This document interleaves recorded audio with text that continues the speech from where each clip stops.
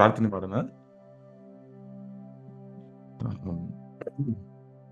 ಪ್ರೀತಿಯ ತಂದೆ, ಈ ದಿನಕ್ಕಾಗಿ ಸ್ತೋತ್ರ.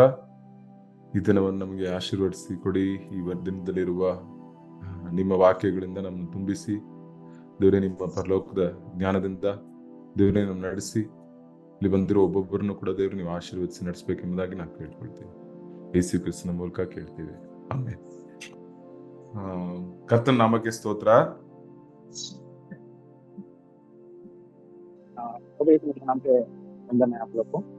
ಸೊ ಈ ದಿನದಲ್ಲಿ ಜ್ಞಾನೋಕ್ತಿಗಳ ಪುಸ್ತಕ 27ನೇ ಅಧ್ಯಾಯನ ಧ್ಯಾನ ಮಾಡಲಿದ್ದೇವೆ.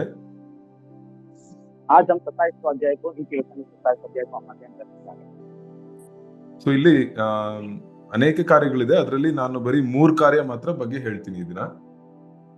ये अध्याय में ना बहुत चीजों के बारे में, लेकिन हम 3 विषय के बारे में आज ध्यान करेंगे. ದೈವಿಕ ಸ್ನೇಹದ ಕುರಿತು, परमेश्वर का मतलब परमेश्वर का ईश्वर का प्रेम बोलते हैं. ದೇವರ ಸ್ನೇಹ ಅಲ್ಲ, ಇದು ಗಾಡ್ಲಿ ಫ್ರೆಂಡ್ಶಿಪ್, ಅಂದ್ರೆ ಆತ್ಮಿಕ ಸ್ನೇಹ, ಆತ್ಮಿಕ ಬಿಲೀವರ್ಸ್ ಜೊತೆ ನಾವು ಫ್ರೆಂಡ್ಸ್ ಆಗಿರೋದು, ಅದ್ರ ಬಗ್ಗೆ.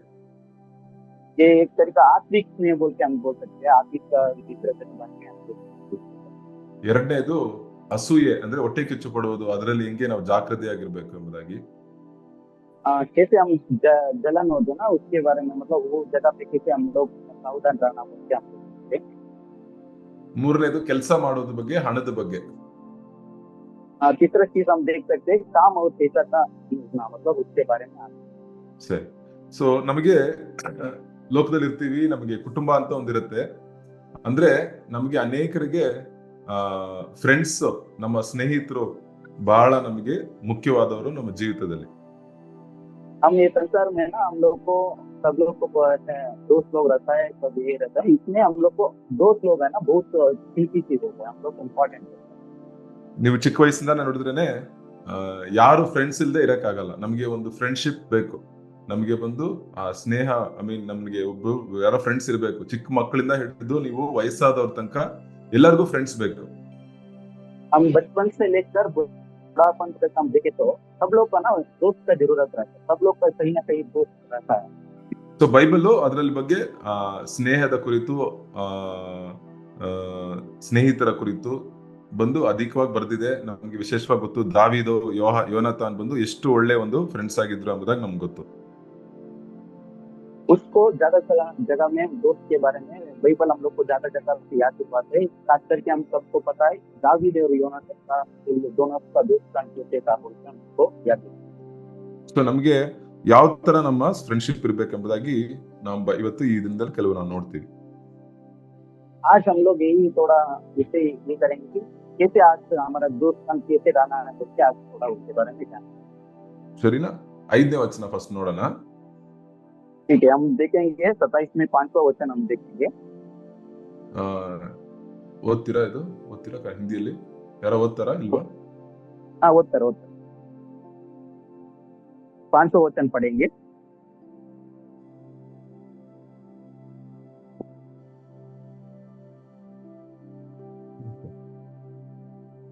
ಯಾರು ಇಲ್ವಾ ಓದಕ್ಕೆ? ठीक है, हम देखेंगे 5वां वचन. खुले हुए आर्ट गुप्त प्रेम से भी उत्तम है. ಹೌದಾ? ಓಕೆ, ಸರಿ. ಯಾರು ಓದಕ್ಕಿಲ್ಲ ಅನ್ಸುತ್ತೆ. ಸರಿ, ಸೊ ನಾನು ಬಂದು ವಚನ ನಂಗೆ ಎಕ್ಸ್ಪ್ಲೇನ್ ಮಾಡ್ತೀನಿ. ಸೊ ಇದು ಬಂದು ನಾವು ಬಂದು ಪ್ರೀತಿ ಬಂದು ದೇವರಲ್ಲಿರುವ ಸ್ನೇಹಿತರು ಬಂದು ತಾವು ಬಂದು ಏನ್ ಹೇಳ್ತಾರೆ, ನಮ್ಮನ್ನ ಪ್ರೀತಿ ಮಾಡ್ತಾರೆ. ಬಟ್ ಅವ್ರು ಬಂದು ನಮ್ಮ ಹತ್ರ ಸತ್ಯನೂ ಹೇಳ್ತಾರೆ, ಎರಡೂ ಮಾಡ್ತಾರೆ ಅವರು. ये आप देख सकते हैं कि दैविक में, मतलब आत्मिक रीति से रहने वाला दोस्त लोग क्या रहता है ना, वो लोग सच्चाई भी बोलते हैं और हम लोग को साथ में भी ये करते हैं. ಬರೀ ಪ್ರೀತಿ ಮಾಡ್ತೀನಿ, ನಾನು ಸತ್ಯ ಹೇಳಲ್ಲ ಅಂತ ಹೇಳಿದ್ರೆ ಅದು ನಿಜವಾದ ಪ್ರೀತಿ ಅಲ್ಲ. सिर्फ हम लोग प्यार करेंगे लेकिन हम सच्चाई को नहीं बताएंगे बोलने वाला, ऐसे ना वो सच्चाई प्यार नहीं. ಇಲ್ಲ, बरी ಸತ್ಯ ಹೇಳ್ತೀನಿ, ನಾನು ಪ್ರೀತಿ ಮಾಡಲ್ಲ ಅಂದ್ರೆ ಅದು ಬಂದು ನಿಜವಾದ ಸ್ನೇಹ ಅಲ್ಲ. हम सिर्फ हम प्यार करते हैं लेकिन सच्चाई को हम नहीं बोलेंगे ना, उसको सच्चाई हम ये नहीं दोस्ताना नहीं बोलते. ಸೊ ಕ್ರಿಸ್ಟಿಯನ್ ಫ್ರೆಂಡ್ಸ್ ಅಂದ್ರೆ ನಾವ್ ಹೆಂಗಿರ್ಬೇಕಂದ್ರೆ ಎರಡು ನಾವು ಪ್ರೀತಿಯಿಂದ ಸತ್ಯನ ಹೇಳಲೇ ಕಲ್ತ್ಕೋಬೇಕು. हम मसीह का दोस्त मतलब हम लोग आदमी की दोस्त कर रहे तो सच्चाई भी बोलना है, साथ साथ हम प्यार भी करना ಕೆಲವು ಟೈಮ್ ಬಂದು ಬರೀ ಕರೆಕ್ಟ್ ಮಾಡ್ತಾನೆ ಇರ್ತಾರೆ, ಯಾವಾಗ್ಲೂ ತಿದ್ದುತ್ತಾನೆ ಇರ್ತಾರೆ ನಮ್ಮನ್ನ. ಅವಾಗ ಅದ್ ಬಂದು ಪ್ರೀತಿ ಇಲ್ಲದೆ ತಿದ್ದುತ್ತಾ ಇದ್ದಾಗ ಅದ್ ಬಂದು ಅವ್ರಿಗೆ ಅವ್ರು ನಾವ್ ಹೇಳೋದು ಅವ್ರ ಕಿವಿಗೂ ಬೀಳಲ್ಲ. है। ज्यादा समय में ना सिर्फ हम लोग का बारे में बुरा ही बोलते रहेंगे, मतलब वो लोग बोलते रहेंगे सिर्फ हम लोग को सही करने का, बार बार वही बोलते रहेंगे ना, उसका वजह से हम लोग को ही हम सुधर नहीं सकते। ಸೊ ನಾವು ಬಂದು ತಿದ್ದುಪಡಿ ಮಾಡ್ಬೇಕಂದ್ರೆ ನಾವು ಪ್ರೀತಿಯಿಂದ ನಾವು ಬಂದ್ಬಿಟ್ಟು ಅವ್ರಿಗೆ ಹೇಳ್ಬೇಕು, ನಿನ್ಗೆ ಈ ತರ ಮಾಡಿದ್ರೆ ಈ ತರ ಡೇಂಜರ್ ಇದೆ, ಸೊ ಈ ಡೇಂಜರ್ ಬೇಡ ಅಂತ. ವಿಶೇಷವಾಗಿ ಯಾರಾದ್ರೂ ಫ್ರೆಂಡ್ಸ್ ತಪ್ಪ ದಾರಿಯಲ್ಲಿ ಹೋಗ್ತಾ ಇದಾರೆ, ನಾವು ಬಂದ್ಬಿಟ್ಟು ಅವ್ರಿಗೆ ಫಸ್ಟ್ ಪ್ರೀತಿ ತೋರಿಸ್ಬಿಟ್ಟು ಅವ್ರು ಎಷ್ಟೇ ಸತ್ಯ ಹೇಳಿದ್ರು ಅದನ್ನ ಕೇಳಕ್ಕೆ ಅವರು ಸಿದ್ಧರಾಗಿರ್ತಾರೆ. इसी की वजह से हम ज्यादा उन लोग के बारे में बुरा ही नहीं तो वो लोग को सीधा ऐसा नहीं करना बोल के ये नहीं करना, साथ साथ उसको प्यार नहीं, हम सच्चाई से हम बोलने वो समय वो लोग सुधरने के लिए वो लोग ಸೊ ಆಮೇಲೆ ಇನ್ನೊಂದೇನಂದ್ರೆ ಬೈಬಲ್ ಇಂದ ನಾವು ಬಂದು ಆಲೋಚನೆಗಳನ್ನ ಕೊಡಬೇಕು, ಸಲಹೆಗಳನ್ನ ಕೊಡಬೇಕು. ಇಲ್ಲಿ ನೋಡಿ, ಇಲ್ಲಿ 9ನೇ ವಚನದಲ್ಲಿ ನೋಡ್ತೀವಿ, ಬೈಬಲ್ ಇಂದ ದೈವಿಕ ಆಲೋಚನೆಗಳನ್ನು ಕೊಡ್ಬೇಕೆಂಬುದಾಗಿ ಹೇಳುತ್ತೆ. ಸೊ ಸುಮ್ನೆ ಬಂದ್ಬಿಟ್ಟು ನಾವು ಬಂದು ನಮ್ಮ ಮನ್ಸಿಗೆ ಬಂದಿರೋ ಆಲೋಚನೆಗಳನ್ನ ನಾವು ನಮ್ಮ ಫ್ರೆಂಡ್ಸ್ಗೆ ಕೊಟ್ಬಿಟ್ಟು ಅವ್ರು ಬಂದು ಅದನ್ನ ಫಾಲೋ ಮಾಡ್ಬಿಡ್ಬಾರ್ದು. ಸೊ ಅದರಿಂದ ಬೈಬಲ್ ಏನ್ ಹೇಳುತ್ತೆ ಎಂಬುದಾಗಿ ನಾವು ಬಂದು ಒಂದು ಕ್ರಿಸ್ಟಿಯನ್ ಫ್ರೆಂಡ್ ಬಂದು ಆತರ ಹೇಳ್ತಾರೆ. तीसरा चीज हम ये देख सकते कि यहाँ पे 9वां वचन में लिखा है, हम ना हमारा सलाह दे रहे हैं तो खुद से हम खुद का ध्यान से सलाह नहीं देना, खास करके हम बाइबल से वचन क्या बोल रहे हैं उसका वजह से हम उसके हिसाब से हम सलाह दिए तो वो ना वो लोग को बहुत फायदा होता है। ಆ ರೀತಿಯಾದ ಸಲಹೆ ಕೊಟ್ಟಾಗ ನಾವು ಬಂದು ನಾವು ಕೊಟ್ಟಿರುವ ಯೋಚನೆಗಳಿಗಿಂತ ಕೆಲವು ಟೈಮ್ ಫ್ರೆಂಡ್ಸ್ ಬಂದು ಬೈಬಲ್ ಇಂದ ಹೇಳಿದಾಗ ನಮ್ಗೆ ಬಹಳ ಸಂತೋಷ ಆಗುತ್ತೆ. ಅಯ್ಯೋ, ಬೈಬಲ್ ಇಂದ ಈ ತರ ಹೇಳುತ್ತಾ, ಸೊ ನನ್ನನ್ನು ಕರೆಕ್ಟ್ ಮಾಡ್ಕೋಬೇಕು ಎಂಬುದಾಗಿ ನಾವು ಕರೆಕ್ಟ್ ಮಾಡ್ಕೊಳ್ತೀವಿ.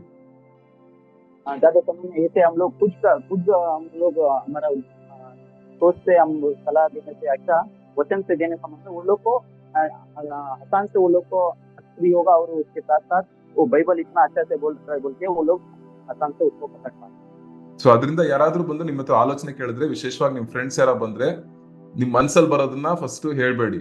ಬೈಬಲ್ ಈ ಸಿಚುವೇಶನ್, ಅವ್ರ ಕುಟುಂಬದ ಬಗ್ಗೆ ಏನಾದ್ರು ಕೇಳ್ಬೋದು, ಹಣದ ಬಗ್ಗೆ ಸಮಸ್ಯೆ ಇರ್ಬೋದು, ಇಲ್ಲಾಂದ್ರೆ ಬೇರೆ ಏನಾದ್ರೂ ಒಂದು ಪ್ರಾಬ್ಲಮ್ ಇರ್ಬೋದು. ಅದಕ್ಕೆ ಫಸ್ಟ್ ನೀವು ಏನ್ ಮಾಡ್ಕೋಬೇಕಂದ್ರೆ, ಬೈಬಲ್ ಏನ್ ಹೇಳುತ್ತೆ ಇದ್ರ ಪ್ರಕಾರ ಈ ವಿಷಯದಲ್ಲಿ, ಈ ಸನ್ನಿವೇಶದಲ್ಲಿ ಅಂತ ತಿಳ್ಕೊಂಡು ಆಮೇಲೆ ಅವ್ರಿಗೆ ಸಲಹೆ ಆಲೋಚನೆ ಕೊಟ್ರೆ ಅದು ಬಂದು ಅವ್ರಿಗೆ ಜೇನಿನಂತೆ ಇರತ್ತಂತೆ. इसकी वजह से आप लोग भी ध्यान रखना है कि कोई आपका पास कोई सलाह के लिए, चाहे वो लोग परिवार का रूप में, कोई फाइनेंशियल है, कोई विषय में आपके पास आकर सलाह पूछे तो खुद आपका खुद आइडिया को खुद आप मत लगा आइए वहाँ पे, उससे अच्छा आप वचन को लेके वचन क्या क्या बोल रहे हैं बोल के उसको हिसाब से आप लोग वो लोग को सलाह देना सकते हैं, वो लोग को बहुत फायदा होगा। उसके साथ साथ वो लोग को हमारा बुद्धि से भी वो लोग ಆಮೇಲೆ ಇನ್ನೊಂದೇನಂದ್ರೆ, ನೀವು ಬಂದು ಫ್ರೆಂಡ್ಸ್ ಅಲ್ಲ, ನಿಮಗೆ ಏನಾದ್ರೂ ಒಂದು ಪ್ರಾಬ್ಲಮ್ ಇದ್ರೆ ಫಸ್ಟ್ ನಮ್ ಮನ್ಸಲ್ಲಿ ಏನೇನೋ ಅಂತ ಇರುತ್ತೆ, ಮನ್ಸು ಬಂದು ಸಾವಿರಾರು ವಿಷಯ ಹೇಳುತ್ತೆ, ಈ ತರ ಅಂತ. ಅದೆಲ್ಲ ಬಿಟ್ಬಿಟ್ಟು ದೇವ್ರ ವಾಕ್ಯ ಏನ್ ಹೇಳುತ್ತೆ ಅದನ್ನ ಫಸ್ಟ್ ನಾನು ನಂಬ್ತೀನಿ ಎಂಬುದಾಗಿ ಬಂದು ನಾವು ಫಸ್ಟ್ ಅದನ್ನ ತಿಳ್ಕೊಬೇಕು. सिर्फ फ्रेंड्स लोग ही नहीं है, हमारा हृदय में भी ज्यादा कुछ बढ़ाते रहता है कि हजारों कुछ डेली हमारा जीवन रहता है। वो समय में हम लोग क्या करना है, वो सबको ये करके वचन क्या बोल रहे हैं उसके हिसाब से हम ये करके हमारे को एक मिलता है। ಆಮೇಲೆ 17ನೇ ವಚನದಲ್ಲಿ ನೋಡ್ತೀವಿ, ಸ್ನೇಹಿತರು ಬಂದು ಒಬ್ಬರೊಬ್ಬರನ್ನ ಕಟ್ಟಿಕೊಳ್ತಾರೆ. ಅಂದ್ರೆ ಏನಂದ್ರೆ, ಒಬ್ಬರನ್ನೊಬ್ರು ಬಂದು ಪ್ರೋತ್ಸಾಹ ಮಾಡ್ಕೊಂಡು, ಒಬ್ಬರ ಕಷ್ಟದಲ್ಲಿ ಇನ್ನೊಬ್ರು ಬಂದು ಅವ್ರನ್ನ ಪ್ರೋತ್ಸಾಹ ಮಾಡ್ತಾರೆ, ಇನ್ನೊಬ್ಬನ ಕಷ್ಟದಲ್ಲಿ ಇನ್ನೊಬ್ರು ಬಂದು ಪ್ರೋತ್ಸಾಹ ಮಾಡ್ತಾರೆ. ಸೊ ಆತರ ಒಬ್ಬರನ್ನೊಬ್ರು ಮೇಲೆತ್ತಕ್ಕೆ ಸಹಾಯ ಮಾಡ್ತಾರೆ. ಆ ತರ ಸ್ನೇಹಿತರು ನಮಗೆ ಬೇಕು. यहाँ पे 17 में भी हम देख सकते हैं, वहाँ पे भी एक दोस्त दूसरे दोस्त को मदद करते, मतलब आप उठाते वो लोग को एक साथ देते, वो लोग जाएंगे बोल के ये बोल रहे, ऐसे दोस्त लोग हम लोग को चाहिए. ಸೊ ಆ ರೀತಿ ದೇವರ ಸ್ನೇಹಿತರು, ಕ್ರಿಸ್ಟಿಯನ್ ಫ್ರೆಂಡ್ಸ್ ಬಂದು ಏನ್ ಮಾಡ್ತಾರಂದ್ರೆ, ಹೆಂಗಾದ್ರೂ ನಮ್ ಫ್ರೆಂಡ್ಸ್ಗೆ ಬಂದು ನಾನು ದೇವ್ರ ಬಗ್ಗೆ ಹೇಳಿ ಅವ್ರ ಲೈಫನ್ನ, ಒಡೆದೋಗಿರೋ ಲೈಫನ್ನು ನಾವು ಕಟ್ಟಬೇಕು, ಅವರಿಗೆ ಸಹಾಯ ಮಾಡ್ಬೇಕು ಎಂಬುದಾಗಿ ಪ್ರಯಾಸ ಪಡ್ತಾರೆ. ऐसे ही आत्मिक दोस्त लोग ऐसे ही कोशिश करते हैं कि कैसे भी उसका छोटा वाला एक हृदय को कैसे भी उसको सही करना बोल के उसके लिए मेहनत करते हैं। जैसे आत्मिक दोस्त वो ही मेहनत करते हैं। ಏನಾಗತ್ತೆ ಅಂದ್ರೆ 10ನೇ ವಚನದಲ್ಲಿ ಇನ್ನೊಂದ್ ಹೇಳುತ್ತೆ ಏನಂದ್ರೆ ನಮ್ಮ ದೊಡ್ಡವ್ರ ಫ್ರೆಂಡ್ಶಿಪ್ ನಮ್ಗೆ ಬೇಕಂತೆ, ನಮ್ಗಿಂತ ವಯಸ್ಸಲ್ಲಿ ಅಧಿಕವಾಗಿರೋರ್ ಫ್ರೆಂಡ್ಶಿಪ್ ನಮ್ಗೆ ಬೇಕಂತೆ. हम 10वां वचन में हम देख सकते हैं कि वहाँ पे लिखा है पिता का मित्र भी हमको चाहिए, मतलब बड़े लोग, हमसे भी उम्र में बड़े लोग का भी हम लोग को, हाँ, वो लोग का भी मित्र हम लोग को चाहिए कि वहाँ पे ಬೈಬಲ್ ಅಲ್ಲಿ ಸಲಮೋನನ ಮಗ ಬಂದು ಏನ್ ಮಾಡ್ತಾನಂದ್ರೆ ತಮ್ಮ ತಂದೆಯ ಫ್ರೆಂಡ್ಸ್ ಹತ್ರ ಹೋಗಿ ಆಲೋಚನೆ ಕೇಳಲ್ಲ. ತಮ್ಮ ರಸ್ತೆಯಲ್ಲಿ ಬೀದಿಯಲ್ಲಿ ತಮ್ಮ ಫ್ರೆಂಡ್ಸ್ ಇರ್ತಾರಲ್ಲ, ರೋಡ್ ಏರಿಯಾ ಫ್ರೆಂಡ್ಸ್, ಆ ಹುಡುಗರು ಇರ್ತಾರಲ್ಲ, ಅವ್ರ ಜೊತೆ ಬೆಳೆದಿರ್ತಾರಲ್ಲ, ಆ ಬೆಳೆದಿರೋ ಫ್ರೆಂಡ್ಸ್ ಹತ್ರ ಹೋಗಿ ಆಲೋಚನೆ ಕೇಳಿ ಅವ್ನ ಲೈಫೇ ಬಂದು ಹಾಳಾಗೋಯ್ತು. सलमान का पुत्र वो ना एक घटना होता है, वो उसका पिता का दोस्त लोग के साथ वो सलाह नहीं लेता है, साथ करके क्या करते थे, उसके साथ रहने वाले मित्र लोग के साथ और रास्ता में घूमने वाले के साथ, वो लोग के साथ सलाह लेने की वजह से एक बड़ा ना होता है. ಸೊ ನಾನಿವಾಗ ನಿಮ್ಗೆ ಕೇಳೋ ಒಂದೇ ಪ್ರಶ್ನೆ, ನಿಮ್ಗೆ ಫ್ರೆಂಡ್ಸ್ ಇದಾರಾ ಇಲ್ವಾ ಅಂತ ನಾನು ಕೇಳಲ್ಲ, ಯಾಕಂದ್ರೆ ಎಲ್ಲಾರ್ಗು ಫ್ರೆಂಡ್ಸ್ ಇರ್ತಾರೆ. आज मैं एक ही सवाल आप लोग से पूछना चाह रहा हूँ. मैं ऐसे नहीं पूछ रहा हूँ कि आप लोग को दोस्त है कि नहीं, क्योंकि ये सब लोग को दोस्त जरूर रहेंगे. ನಿಮ್ಗೆ ಆತ್ಮೀಕ ಫ್ರೆಂಡ್ಸ್ ಇದಾರಾ? ದೇವರಲ್ಲಿ ನಡೆಯೋ, ದೇವರಿಗೆ ಭಯಪಟ್ಟು ನಡೆಯೋ ಫ್ರೆಂಡ್ಸ್ ಇದಾರಾ? लेकिन आज सवाल यही है कि आप लोग को आत्मिक दोस्त लोग है क्या, वो परमेश्वर को भय मानने वाले और परमेश्वर का सब चलने वाले मित्र है क्या? ನಿಮ್ಗಾಗಿ ಪ್ರಾರ್ಥನೆ ಮಾಡೋ ಫ್ರೆಂಡ್ಸ್ ಇದಾರಾ? आपके लिए प्रार्थना करने वाले लोग हैं. ನಿಮಗಾಗಿ ನೀವು ಚೆನ್ನಾಗಿ ಬರ್ಬೇಕು, ಮೇಲ್ ಬರ್ಬೇಕು ಎಂಬುದಾಗಿ ಆಸೆ ಪಡೋ ಕ್ರೈಸ್ತ ಫ್ರೆಂಡ್ಸ್ ಇದಾರಾ? आपके लिए भलाई सोचने वाले दोस्त लोग है क्या? ನಿಮ್ಮ ಆತ್ಮಿಕ ಜೀವಿತದಲ್ಲಿ ಬೆಳಿಬೇಕು ಅಂತ ಆಸೆ ಪಡೋ ಫ್ರೆಂಡ್ಸ್ ಇದಾರಾ? आपका एक आत्मिक जीवन बढ़ाना है, आत्मिक जीवन में अच्छा सुधार आना है बोल के इसीलिए मेहनत करने वाले दोस्त लोग हैं. ನೀವು ಒಂದ್ ವೇಳೆ ನಿಮ್ಗಿಲ್ಲ ಅಂದ್ರೆ, ऐसे लोग आपका पास नहीं है तो ನೀವು ಆತರ ಒಂದು ಫ್ರೆಂಡ್ ಆಗಿ ಮಾರ್ಪಡಿ ಬೇರೆಯವ್ರಿಗೆ. आप पहले क्या करना है, आप ऐसे बनने के लिए, ऐसे दोस्त होने के लिए आप लोग पहले हम लोग तैयार. ನೀವು ಬೇರೆಯವರಿಗೆ ಆತ್ಮಿಕ ಫ್ರೆಂಡ್ ಆಗಿರ್ಬೇಕು ಎಂಬುದಾಗಿ ಆಸೆ ಪಡ್ತಾ ಇದ್ದೀರಾ? ನೀವು ಫ್ರೆಂಡ್ ಆಗಿ ಹೋಗಿ ಫ್ರೆಂಡ್ಸ್ ಮಾಡ್ಕೊಳ್ಳಿ, ಆತ್ಮಿಕ ಫ್ರೆಂಡ್ಸ್ ನ ಮಾಡ್ಕೊಳ್ಳಿ. पहले हम लोग ना आत्मिक दृष्टि से हम लोग दूसरे लोग आत्मिक दोस्त बनना है.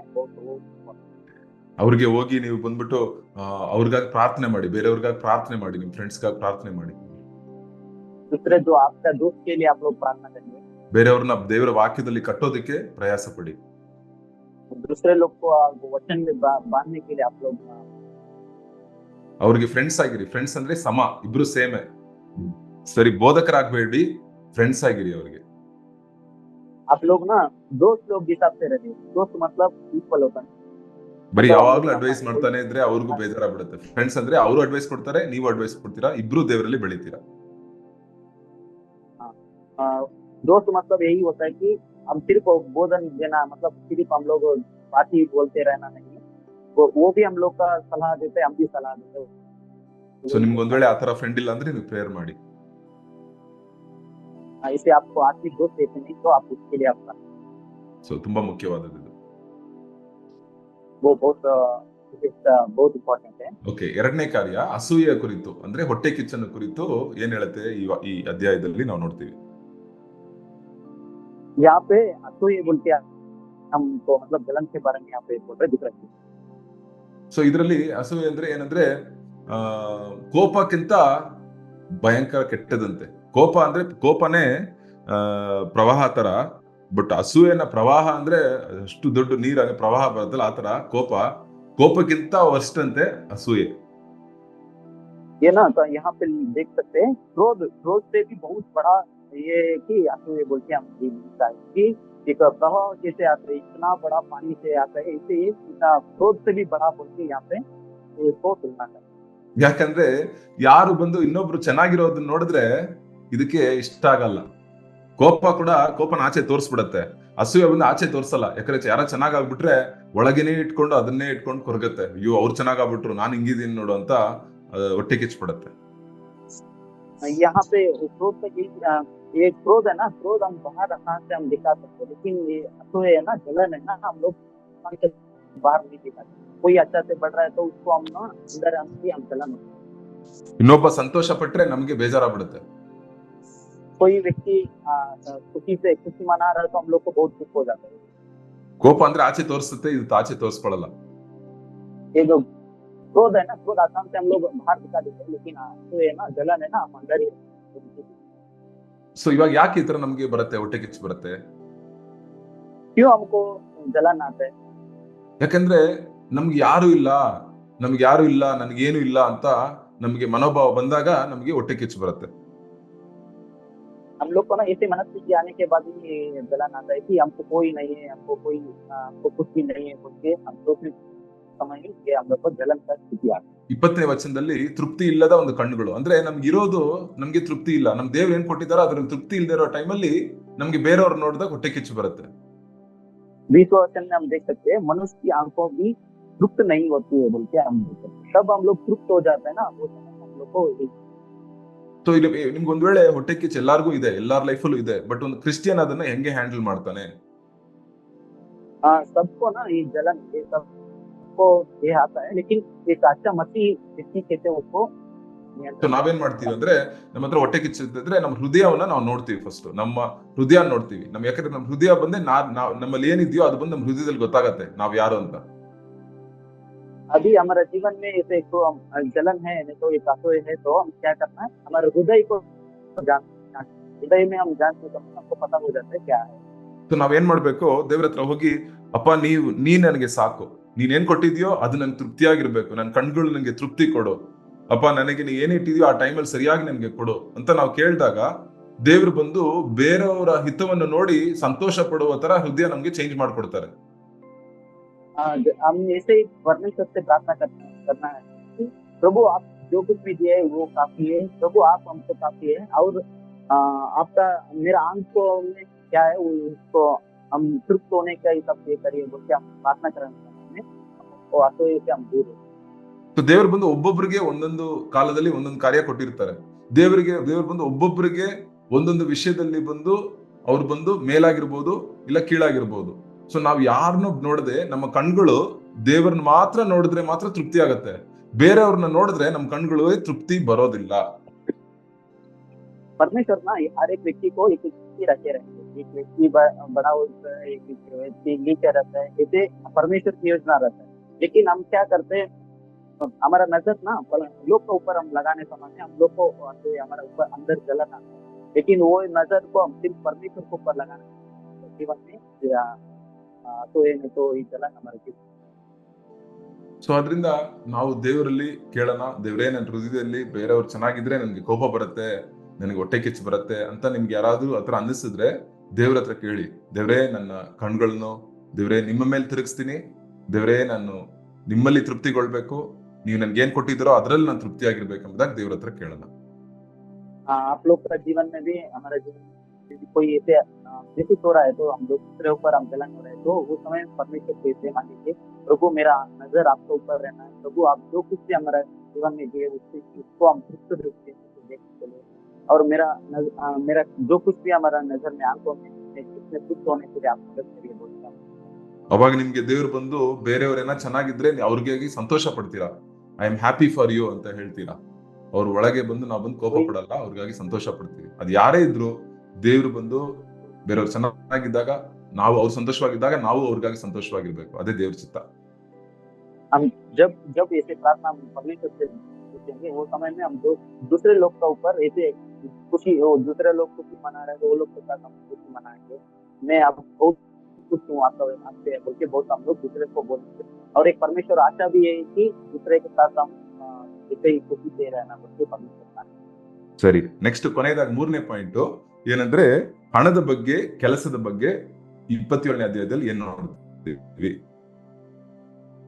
यहाँ पे हम तीसरा विषय को हम देखेंगे, लास्ट विषय है कामों के बारे में और पैसा के बारे में क्या समझते हैं बोल के 27वां अध्याय में हम ಸರಿ, ಇದರಲ್ಲಿ ನಮ್ಮ ದೇವ್ರ ವಾಕ್ಯ ಸ್ಪಷ್ಟವಾಗಿ ಹೇಳುತ್ತೆ, ನೀನ್ ಏನನ್ನು ಕೆಲಸ ಮಾಡ್ತೀಯೋ ಅದರ ಫಲವನ್ನು ನೀನು ತಿಂತೀಯಾ, ನಿನ್ನ ದುಡಿಮೆಯ ಫಲವನ್ನು ನೀನು ತಿನ್ನಿತೀಯಾ ಎಂಬುದಾಗಿ 18ನೇ ವಚನದಲ್ಲಿ ನಾವು ನೋಡ್ತೀವಿ. यहाँ पे 18 वचन में हम देख सकते हैं क्लियर से, मतलब सही से बोल दिया कि यहाँ पे आपका क्या परिश्रम है उसका आप फल खाता है बोल के वहाँ पे 18 वचन। ಇನ್ನೊಂದು ವಚನ, ಅದೇ ವಚನದಲ್ಲಿ ಕೆಳಗೆ 2ನೇ ಭಾಗದಲ್ಲಿ ಏನಾಕಿದೆ ಅಂದ್ರೆ, ನಿನ್ನ ಯಜಮಾನನನ್ನು ಚೆನ್ನಾಗಿ ನೀನು ನೋಡ್ಕೊಂಡ್ರೆ ನೀನು ಗಣಪಡಿಸಲ್ಪಡ್ತೀಯಾ ಎಂಬುದಾಗಿ. यहाँ पे वही 18 वचन में दूसरे भाग में देख सकते हैं, इसी रीति से जो अपने स्वामी के सेवक करते उसकी महिमा होती है बोल के। ಸೊ ಅದರಿಂದ ನಾವು ಬಂದ್ಬಿಟ್ಟು ಇದ್ರಲ್ಲಿ ನೋಡ್ಬೇಕು, ನಾವು ಏನ್ ಕೆಲಸ ಮಾಡ್ತೀವೋ ಆ ಕೆಲಸನ ಯೇಸು ಕ್ರಿಸ್ತನ್ಗಂತ ಮಾಡ್ತಾ ಇದೀವಿ ಅಂತ ಕೊಲೋಸ್ಯರ 3ನೇ ಅಧ್ಯಾಯ 23ನೇ ವಚನದಲ್ಲಿ ಬರ್ದಿದೆ. हम जो कुछ भी काम करते हैं ना वो मसीह के लिए हम करना है बोल के कोलोसिया 3 अध्याय में हम देख सकते हैं। ಯಾಕಂದ್ರೆ ನಾವು ದೇವ್ರಿಗಾಗಿ ನಾವು ಮಾಡೋ ಕೆಲಸ ಮಾಡಿದ್ರೆ ದೇವ್ರು ನಮ್ಮನ್ನ ಗಣಪಡಿಸ್ತಾರಂತೆ. हम काम को ना परमेश्वर के लिए काम वो करते तो परमेश्वर क्या हमको गण करना है वो महिमा देना है वो परमेश्वर को। ಈ ದಿನಗಳಲ್ಲಿ ನಾವು ಬರೀ ಮನುಷ್ಯನಿಗಾಗಿ ಕೆಲಸ ಮಾಡ್ತಿದೀವಿ. ಮನುಷ್ಯ ಬಂದು ನಿಮ್ ಕೆಲಸ ಕೊಟ್ಟಿರ್ಬೋದು, ನಿಮ್ಗೆ ನಿಮ್ ಪಾಸ್ಟರೋ ನಿಮ್ ಅಣ್ಣನೋ ನಿಮ್ ದೊಡ್ಡವ್ರು ಯಾರಾದ್ರೂ ಬಂದು ಕೆಲಸ ಕೊಟ್ಟಿರ್ಬೋದು, ನಿಮ್ ಯಜಮಾನ್ರ ಕೆಲಸ ಕೊಟ್ಟಿರ್ಬೋದು. ಬಟ್ ಅದನ್ನ ಯಾರು ನಿಜವಾಗ್ಲೂ ನೀವು ಯಾರಿಗಾಗಿ ಮಾಡ್ತಾ ಇದ್ದೀರಾ? ನಿಮ್ ಯಜಮಾನ್ರಿಗಾಗಲ್ಲ, ನಿಮ್ ಪಾಸ್ಟರ್ಗಾಗಲ್ಲ, ನಿಮ್ ಸಭೆಗಾಗಲ್ಲ, ಯೇಸು ಕ್ರಿಸ್ತನ್ಗಾಗಿ ನಾವು ಮಾಡ್ತಾ ಇದೀವಿ. ये संसार में हम लोग को ना जो कुछ भी काम व्यक्ति के द्वारा मिल सकते हो, मैनेजर के द्वारा, कोई आपका भैया के द्वारा, कोई आपका स्वामी के द्वारा मिले रहेगा, लेकिन पर काम वो लोग के लिए नहीं करना, परमेश्वर के लिए हम काम करना है। वो कोई काम दिए रहेंगे व्यक्ति अलग रहते, लेकिन काम हम किसी लिए कर रहे हो परमेश्वर के लिए करना बहुत important। ಸೊ ಅದರಿಂದ ನಾವು ಬಂದ್ಬಿಟ್ಟು 23ನೇ ವಚನದಲ್ಲಿ ಏನಾಗುತ್ತಂದ್ರೆ, ನಿನ್ನ ಸುತ್ತಲಿರುವ ಜನರನ್ನು ಅರ್ಥ ಮಾಡ್ಕೊಂಡು ಅವ್ರಿಗೆ ಏನ್ ಬೇಕಾಗಿದೆಯೋ ಅವ್ರಿಗೆ ನಾವು ಸೇವೆ ಮಾಡ್ಬೇಕು, ಸಹಾಯ ಮಾಡ್ಬೇಕಂತಾಗಿ ದೇವ್ರ ವಾಕ್ಯ ಹೇಳುತ್ತೆ. यहाँ पे 23वें वचन में लिखा है कि हमारा लोग बगल में रहने वाले लोग को क्या जरूरत है उसका हिसाब से हम उसको सोचकर और उसको हिसाब से हम काम करना बोल के लिखा है। ಆಮೇಲೆ 24ನೇ ವಚನದಿಂದ 27ನೇ ವಚನ ಬಂದು ಹಣದ ಬಗ್ಗೆ ಹೇಳುತ್ತೆ. ಹಣ ಶಾಶ್ವತವಾಗಿ ಉಳಿಯುವುದಿಲ್ಲ ಎಂಬುದಾಗಿ 24ನೇ ವಚನದಲ್ಲಿ ನಾವು ನೋಡ್ತೀವಿ. यहाँ पे 24वें वचन में भी देख सकते पैसा के बारे में लिख रहा है, वो ना पैसा अंतिम तक हमारे साथ अंतिम तक नहीं रहेगा बोल के वहां पे हम देखते हैं। ಸೊ ಹಣ ಬಂದು ನಾವು ಎಲ್ಲರೂ ಬಂದು ಹಣದ ಮೇಲೆ ಒಂದು ಆಸೆ ಉಂಟು, ಬಟ್ ಹಣ ಬಂದು ತಾತ್ಕಾಲಿಕ, ಅದು ಬಂದು ಪರ್ಮನೆಂಟ್ ಅಲ್ಲ. ಅದು ನಮ್ಮನ್ನ ಫುಲ್ ಆಗಿ ತೃಪ್ತಿ ಮಾಡೋದಕ್ಕೆ ಆಗೋದಿಲ್ಲ. ಹಣ ಅಗತ್ಯ ನಮ್ಗೆ, ಬಟ್ ಅದು ಬಂದು ನಮ್ಮನ್ನ ತೃಪ್ತಿ ಮಾಡೋದಕ್ಕೆ ಆಗೋದಿಲ್ಲ. ಅದನ್ನ ನಾವು ಜ್ಞಾಪಕ ಇಟ್ಕೋಬೇಕು. संपत्ति एक चीज ऐसे है कि वो चीज हम लोग को जरूरत है, लेकिन वो ना हमारे साथ सदा काल नहीं रहता है, वो थोड़ा दिन के लिए हमारे साथ रहता है, वो हम लोग हमारा मन में सोचो। ಕೆಲವರು ಬಂದು ದೇವರ ಸ್ಥಾನದಲ್ಲಿ ಹಣ ಇಟ್ಬಿಟ್ರೆ ಅದು ಬಂದು ತೃಪ್ತಿ ಮಾಡುತ್ತೆ ಅಂತ ಅನ್ಕೊಳ್ತಾರೆ, ಬಟ್ ಅದು ತುಂಬಾ ಒಂದು ದೊಡ್ಡ ತಪ್ಪಾದ ಯೋಚನೆ. ज्यादा लोग ऐसे सोचते हैं कि परमेश्वर जगह पे पैसा को रख नहीं जाते, मतलब संपत्ति वो लोग को ही रखते हैं, वो ना बहुत बड़ा गलत है, वो ऐसे कभी 24ನೇ ವಚನದಿಂದ 27ನೇ ವಚನದಲ್ಲಿ ನೋಡ್ತೀವಿ, ದೇವರು ಬಂದು ನಮಗೆ ಏನ್ ಬೇಕಾಗಿದೆಯೋ ಅದನ್ನ ಅಗತ್ಯಗಳನ್ನು ಸರಿಯಾಗಿ ಕೊಡ್ತಾರಂತೆ. ಕರೆಕ್ಟ್ ಆಗಿರೋ ಟೈಮಲ್ಲಿ ದೇವರು ನಮ್ಮನ್ನ ಕೈ ಬಿಟ್ಟಿಲ್ಲ, ಅವ್ರು ಸರಿಯಾಗಿ ನಮ್ಗೆ ಏನ್ ಬೇಕಾಗುತ್ತೋ ಅದೆಲ್ಲ ಒದಗಿಸಿ ಕೊಡ್ತಾರಂತೆ ದೇವರು. यहाँ पे हम 24 से 27 तक हम देख सकते हैं कि यहाँ पे संपत्ति के बारे में लिखा है, परमेश्वर जो कुछ भी हम लोग को चाहिए उस हिसाब से परमेश्वर हमारा क्या है उस हिसाब से परमेश्वर हम लोग को देंगे बोलते यहाँ पे देखते हैं। ನೀವ್ ಹೇಳ್ಬೋದು, ಅಯ್ಯೋ ನನಗೆ ಏನು ಟ್ಯಾಲೆಂಟ್ ಇಲ್ಲ, ನನಗೆ ಏನು ಗೊತ್ತಿಲ್ಲ, ನನಗೆ ಕೈಯಲ್ಲಿ ನನ್ ಜ್ಞಾನ ಇಲ್ಲ ಅಂತ ಹೇಳ್ಬೋದು. ಬಟ್ ಇಲ್ಲ, ದೇವ್ರು ನಿಮ್ಗೆ ಕೊಟ್ಟಿರೋ ಕೆಲಸನ ನೀವು ಚೆನ್ನಾಗಿ ಮಾಡಿ, ದೇವ್ರು ಅದರಲ್ಲೇ ನಿಮ್ಮನ್ನ ಗಣಪಡಿಸ್ತಾರೆ, ಅದರಲ್ಲೇ ನಿಮ್ಗೊಂದು ಆಶೀರ್ವಾದವನ್ನು ಕೊಡ್ತಾರೆ. हम ऐसे सोच सकते हैं मेरे पास कोई टैलेंट नहीं है, मेरे पास कोई कुछ भी नहीं आता है, ऐसे हम देख सकते सोच सकते हैं, लेकिन ऐसे नहीं है। हम जो कुछ भी काम मिला है वो चाहे जो बड़ा है छोटा, उसमें हम लोग सही से काम करते हैं, परमेश्वर हम लोग को जरूर आशीर्वाद। ಬೈಬಲ್ ಏನ್ ಹೇಳುತ್ತೆ, ನಿನ್ನ ಕೈಯಿನ ಪ್ರಯಾಸವನ್ನ ಆಶೀರ್ವಾದ ಮಾಡ್ತೀನಿ. ನಿನ್ ಕೈ ಕಂಪ್ಯೂಟರ್ ಕೆಲಸ ಮಾಡಿದ್ರೆ, ನಿನ್ ಕೈ ಬರೀ ಈ ಕೆಲಸ ಮಾಡಿದ್ರೇನೆ ಆಶೀರ್ವಾದ ಮಾಡ್ತೀನಿ ಅಂತ ಹೇಳಲ್ಲ, ನಿನ್ ಕೈಯಿನ ಪ್ರಯಾಸವನ್ನ ಆಶೀರ್ವಾದ ಮಾಡ್ತೀನಿ ಅಂತ ದೇವ್ರು ಹೇಳ್ತಾರೆ. वचन ऐसे ही बोलते हैं, आपका आज का परिश्रम को मैं आशीष करूंगा बोलते हैं। सिर्फ ऐसे नहीं बोले कि सिर्फ कंप्यूटर चलाने वाला आज कोई हम आज आपको आशीष करेंगे, वो जो कुछ भी काम उसमें आपका परिश्रम रहते ಅದು ನಿಮ್ಮ ಫ್ಯಾಮಿಲಿಗೆ ಆಶೀರ್ವಾದವಾಗಿರುತ್ತೆ, ನಿಮ್ಮ ಹೃದಯಕ್ಕೆ ಆಶೀರ್ವಾದವಾಗಿರುತ್ತೆ, ಎಲ್ಲದಕ್ಕೂ ಮೇಲಾಗಿ ದೇವರ ರಾಜ್ಯಕ್ಕೆ ಆಶೀರ್ವಾದವಾಗಿರುತ್ತೆ. वो आज का परिश्रम है ना, वो हमारा परिवार के लिए भी आशीष हुआ रहेगा, हमारा समाज के लिए भी आशीष हुआ रहेगा, खास करके आपकी पीढ़ी को भी।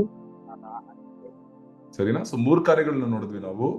ದೇವರ ಫ್ರೆಂಡ್ಶಿಪ್, ಕ್ರೈಸ್ತರಲ್ಲಿ ಇರುವ ಸ್ನೇಹದ ಕುರಿತು ನಾವು ನೋಡಿದ್ವಿ. ಗಾಡ್ಲಿ ಫ್ರೆಂಡ್ಶಿಪ್ ಅಂತ ಹೇಳ್ತಾರೆ, ಅದು ಹೆಂಗೆಲ್ಲ ಇರಬೇಕು ಅಂತ ನಾವು ನೋಡಿದ್ವಿ ಇವತ್ತು. आज 3 विषय हम देखे थे। इसमें पहले विषय हम देखे थे आत्मिक दोस्ताना बोलके हम देखे थे, कैसे आज परमेश्वर में रहने वाले दोस्त लोग कैसे रहते हैं वो लोग के बारे में देखे थे। ಎರಡನೇದು ಅಸೂಯೆ ಕುರಿತು ನಾವು ನೋಡಿದ್ವಿ. ಅದು ಎಷ್ಟು ನಾವು ಕೇರ್ಫುಲ್ ಆಗಿರ್ಬೇಕು, ನಮ್ಮ ಹೃದಯದಲ್ಲಿ ಇದ್ರೆ ಅದಕ್ಕಾಗಿ ನಾವು ಅದನ್ನ ಗಮನ ಕೊಟ್ಟು ನಾವು ಅದನ್ನ ದೇವರ ಹತ್ರ ಪ್ರಾರ್ಥನೆ ಮಾಡಿ ಅದರಿಂದ ನಾವು ಆಚೆ ಬರಬೇಕು. ये जलन के बारे में भी दूसरे जलन के बारे में तो वो कितना बहुत खतरनाक होता है और उससे हम कैसे नियंत्रण करना है, कैसे उससे परमेश्वर से रहने वाले लोग कैसे आत्मा ಮತ್ತೆ ಮೂರನೇದು ಬಂದು ಕೆಲಸದ ಬಗ್ಗೆ, ನಮ್ಮ ಕೈಯಿನ ಪ್ರಯಾಸಗಳ ಬಗ್ಗೆ ಮತ್ತೆ ಹಣದ ಬಗ್ಗೆ ನಾವು ನೋಡಿದ್ವಿ. ಇದು ಮೂರನಿಟ್ಟು ನಾವು ಪ್ರಾರ್ಥನೆ ಮಾಡಿ. तीसरा विषय हम देखे थे कि पैसा और हमारा हाथों का काम मतलब परिश्रम के बारे में, तो तीनों चीज को हमने देखते हैं. ಓಕೆ, ನೀನ್ ಹಿಂದಿಯಲ್ಲಿ ಮಾಡೋ ರಾಘವೇಂದ್ರ ಪ್ರೇಯರ್. ओके, हाँ, प्रार्थना करेंगे. प्यारे पिता परमेश्वर, इस सुंदर समय के लिए धन्यवाद प्रभु. प्रभु आज हम लोग को प्रभु कई अध्याय के द्वारा प्रभु इसी विषय को हम लोग को रखिए प्रभु जी. आज हम प्रभु आत्मिक दोस्त लोग इतना जरूरी है बोल के आपका सेवक के द्वारा हमको सिखाए प्रभु. प्रभु हमारे जीवन में प्रभु दोस्त लोग हैं, लेकिन आत्मिक दोस्त लोग बहुत कम हैं. प्रभु लोग को ऐसे दोस्त लोग हमारे जीवन में रहने के लिए, खास करके मैं भी एक व्यक्ति, मैं दूसरे लोग का जीवन आत्मिक दोस्त बनने के लिए प्रभु दिलचस्पी से हम देखे प्रभु जी हमारे जीवन में आते हैं, हमारे जीवन में चला दूसरे लोग के साथ हम सुखी नहीं बनाना कि हमारे जीवन दूसरे लोग को हम प्रभु नाम कर सच्चे बस लोग अपना दास को भी जिससे नहीं रहना बोलते आपका आपका रोकना है. हम लोग भी दूसरे लोग के साथ सुखी मनाने के लिए वो लोग के साथ हम लोग हमारे जन्म को भी खास करके प्रभु प्रभु आजकल प्रभु ये संसार में प्रभु धन को संपत्ति को प्रभु हम लोग परमेश्वर का जगह पे तुलना कर रहे हैं. वो हमारे जीवन में पूरा प्रभु बना सकते हैं. पूरा लक्ष्य प्रभु हमारा परिश्रम आपका परिश्रम सब कुछ भी आपका योजना जो कुछ भी छोटे काम करेगा पहले तो आपका मेहनत करना. प्रभु जी जितने भी भाई और बहन लोग यहाँ पे जुड़े प्रभु सब लोग बात करिए, आपका सेवक को आप बात करिए प्रभु जी. आने वाला दिनों में आपका सेवक को प्रभु आपका सेवकाई में हम सब पे आपका गवाही दूसरे दिन के लिए और आपका सेवकाई और अच्छे से करने की प्रार्थना.